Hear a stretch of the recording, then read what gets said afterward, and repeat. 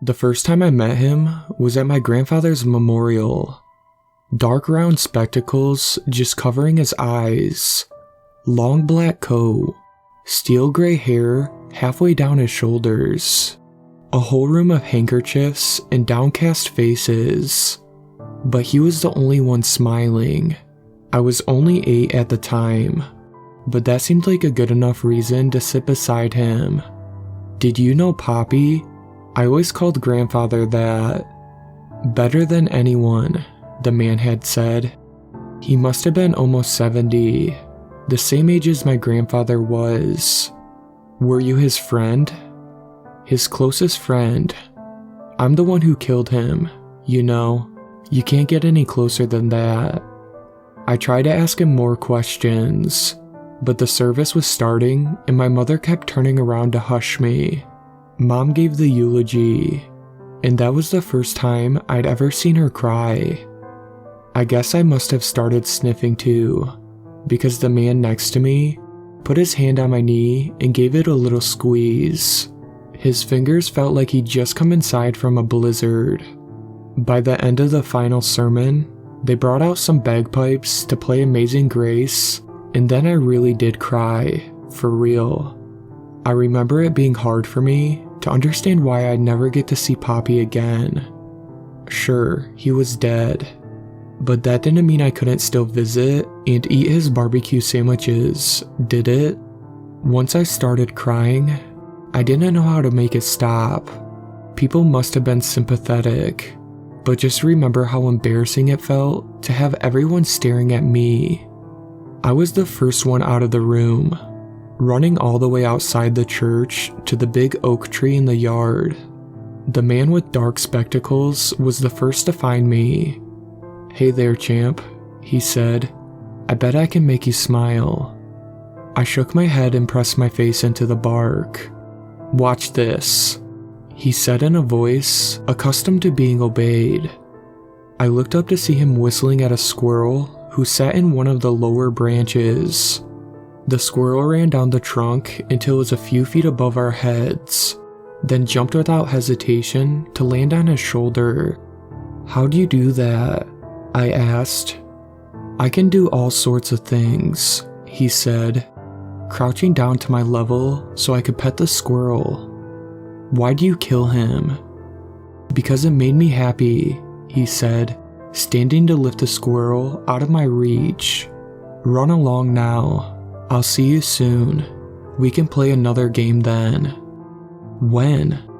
"When I kill your grandmother. Not long from now." "Not long at all.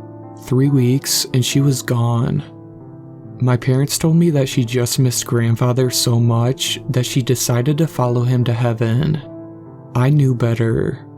One night, I couldn't sleep. I crept to the top of the stairs to listen to them talk about it in the kitchen. Grandmother's hands were peacefully folded over the knife in her heart when they found the body. The man was there at the next memorial, just like he promised. I was afraid of him now, sitting as far away as I could. I wanted to tell someone what he'd done, but somehow my 8-year-old brain thought I'd get in trouble. It was my fault she got murdered. I knew it was going to happen, and I didn't try to stop him. He found me again while I was waiting for my parents to leave, out by the tree. This time he'd gotten there first. I could feel his dark spectacles trained on me as I crossed the yard, but I couldn't stop myself. I wanted to know who was next. "I hate you," were the first words out of my mouth. "That's alright," he said. "Most people hate things they don't understand.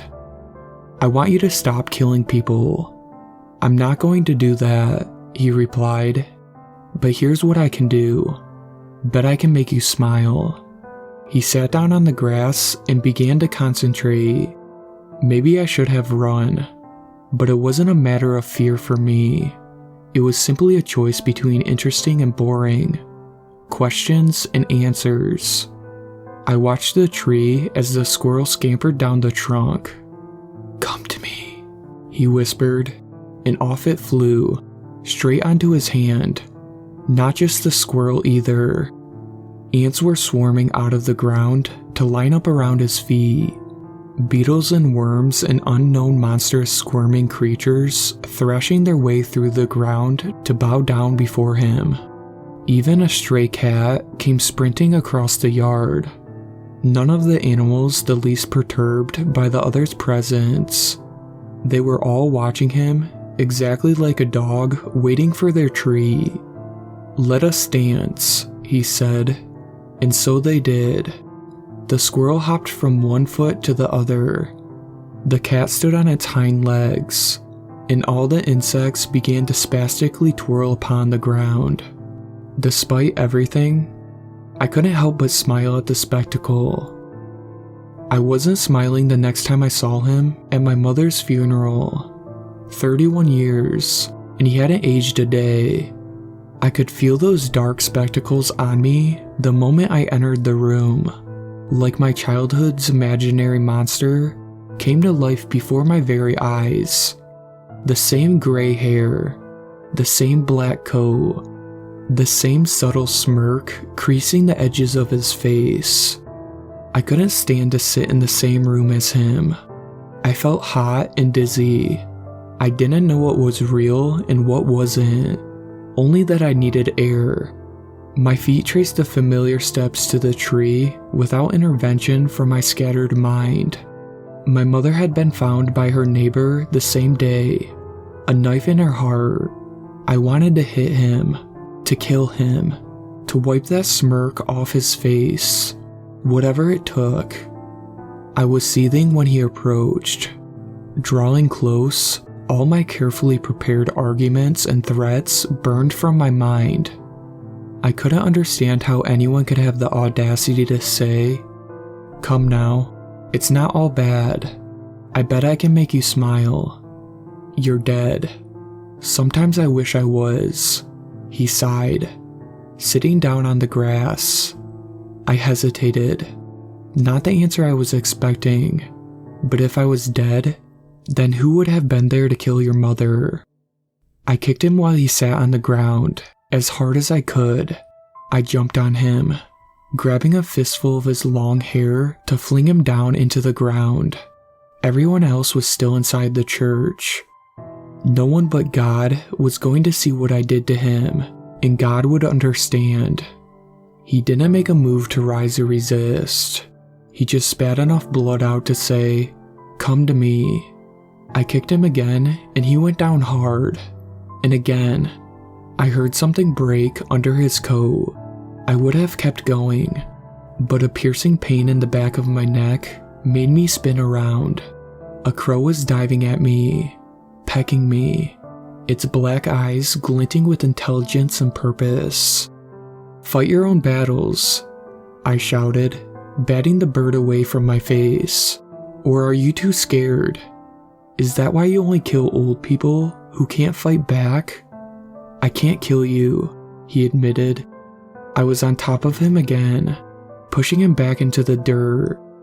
The crow wouldn't relent, but I could suffer through any cuts and scratches it gave me to get at him.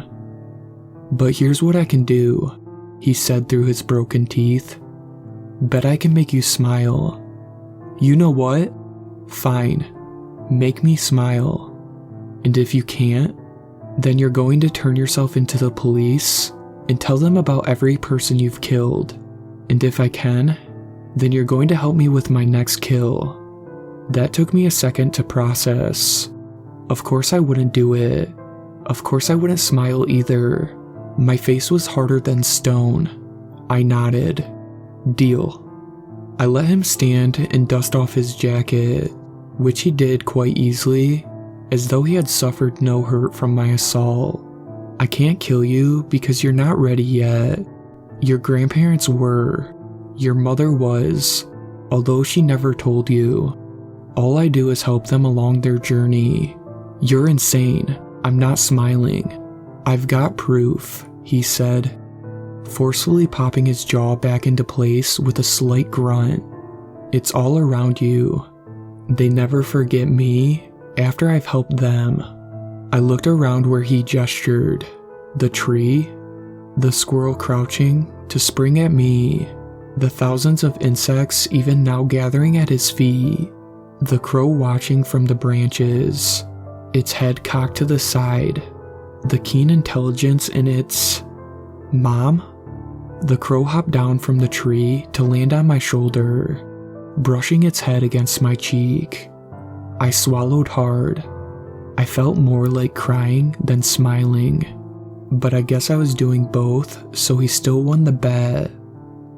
Death is an evil thing only when seen in isolation, he told me, but death never exists in isolation. It's just an abstract thought to imagine it that way.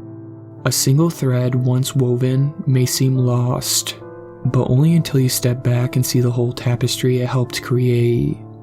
Come with me now, and I will show you how to weave.